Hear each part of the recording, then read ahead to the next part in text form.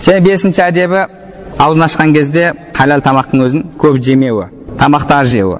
Пайғамбарымыз саллаллаху алейхи вассаламның өткен дәрісте хадисін оқып бердік. Адамның толтырған ең жаман ыдысы өзінің асқазаны дейді. Алла субханала тағала оны жек көреді. Пайғамбарымыз саллаллаху алейхи вассалам айтады: бихасби имриин укайлат юқимна салба. Яғни бірнеше асам тағам жетеді дейді жүрек жалғау үшін. Бірақ жеу керек болса, сүлусін ли таами, сүлусін ли шараби, сүлусін ли нафаси дейді. 3/1 бөлігі тамаққа, 3/1 бөлігі суға, 3/1 бөлігі ауаға дейді. Ал бізде қазір барлығын су мен тамақпен толтырамыз да кейін демаламай жатамыз. Одан кейін намазда қиналып тұрамыз. Яғни ораза тұтудың бір хикметтері өз нәпсісін шайтаннан әлсірету. Себебі шайтан да адамды сол тамақ арқылы азғырады. Орыстарда бір сөз бар ғой: все приходит через желудок дейді. Яғни адам қарны тоқ болмаса, ол әйелге де қаралмайды, өзімен өзі әуре болып қалады. Сол үшін де Пайғамбар саллаллаху алейхи вассалам ораза тұтсын деді. Некелесе салмайтын, үйленуге шамасы жетпейтіндер. Ал енді мысалы сіз бір итті байлап қойсаңыз, бірнеше күн тамақ бермей, кейін алдына оны үйіп тамақ әкеп қойсаңыз, ол қалай оны талап жейді? Адамның нәпсісі де әбден шаршаған кезде, қарны ашқан кезде оған алып келіп тұрып үйіп тамақ беріп тастасаңыз, ол қарны тойбаған кезде ода басқа жай күндері оянбай жүрген шахуаттар да оянып кетуі мүмкін. Жай күндері жай ғана тамақ жеп жүрген. Ал бірақ сол тамақты әбден ашықтырып тұрып берсеңіз, ода шахуаты одан бетер күшеюі мүмкін. Оразадан хикмет, мақсат ол емес. Керісінше адамның нәпсісін әлсірету. Және 6-шы әдебі кешке ауыз ашқаннан кейін Алла субханала тағала менен қабыл етті ме, етпеді ме, Алла бұйырғандай ораза болды ма деп ойланып, соның қамында болу деп.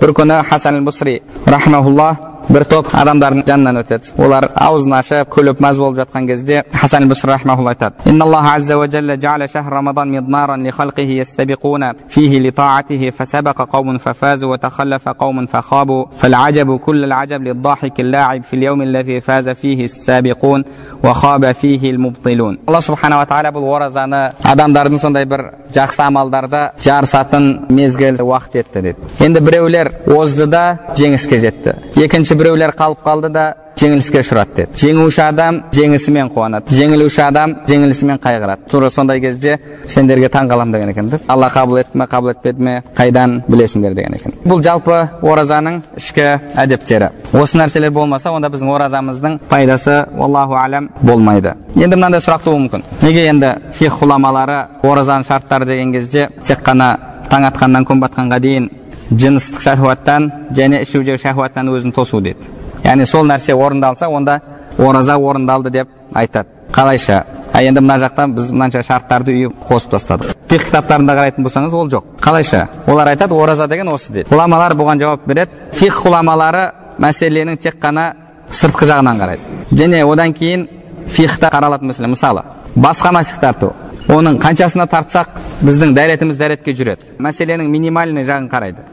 Бастың 4/1 бөлігіне масих тартсаңыз, Ханафи мазхабында сол жеткілікті. Шафи мазхабында 3-4 тал шашқа тартсаңыз, сол жеткілікті. Имам Шафиғидің өзі 3-4 тал шашқа масих тартып қой болды демейді.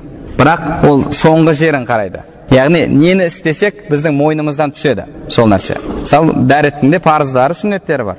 Бірақ парыз сүннет деп бөлу, сүннетін орындама деген сөз емес қой. Фих ғұламалары жалпы барлық адам шыдай бермегендіктен де мәселені ең соңғы несін қарайды. Және олар көбінше тек қана сыртқы жағына қарайды. Ал нәпсін тазалау білімінде біз ибадат құлшылықтардың тек қана ішкі әдептерін айтамыз. Фих ғұламалар қабыл болу деген кезде мойнынан түсуді айтады. Ораза сіз таң атқаннан күн батқан шейін тұтсаңыз, бірақ мына әдеттерді орындамасаңыз да мойныңыздан түседі. Бірақ нәпсін тазалау ғұламалары қабыл болу деген кезде мақсат әл-мақсуду минал қабул әл-усул дейді. Яғни қабыл етілді дегеннен мақсат мойнынан түсу емес, жету дейді көзделген жерге. Тақуалыққа жету, тек қана мойнынан түсіру емес. Мысалы біз қазір хушуъсыз ойымыз әр жерде тұрып намаз оқуымыз мүмкін, ол намаз мойнымыздан түседі. Құптан оқылды. Бірақ ол намаз бізді жамандықтан тыяды ма?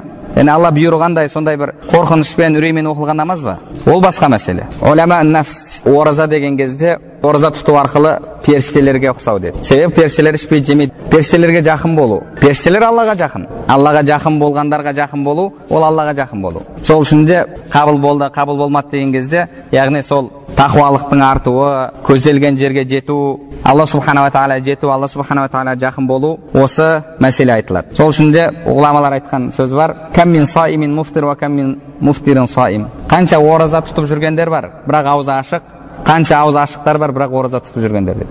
Яғни біреулер бар, ораза тұтып жүреді, бірақ аузы ашық. Яғни ол әлгі әдептерін орындамайды, әркімді ғайбатта басқарып жүреді. Екінші бір адамдар бар, аузы ашық, бірақ ораза тұтып жүрген адам секілді деді. Ол өзін әлгінде харам істерден сақтайтын адам. Бізде бұл дәрісте жалпы қабыл болу деген кезде сол ғибадаттан күтілген нәтижеге жету, сол мақсатқа жету, сол нәрсе айтылады. Мойыннан түсу емес. Пайғамбарымыз саллаллаху алейхи вассалам өзінің хадисінде «Инна саума амана, фалияхфаз ахадукум аманатах» деді. Ораза бұл аманат. Аманаттарыңа бекем болыңдар, аманаттарыңды сақтаңдар, қиянат жасамаңдар деді. Хадисте имам Хараити рахмахуллах Ибн Мас'уд радиаллаху анхудан Хасан иснадпен Макаримул ахлақ атты кітабында келтіреді. Яғни бұл оразаның өзі де Алланың бізге берген аманаты.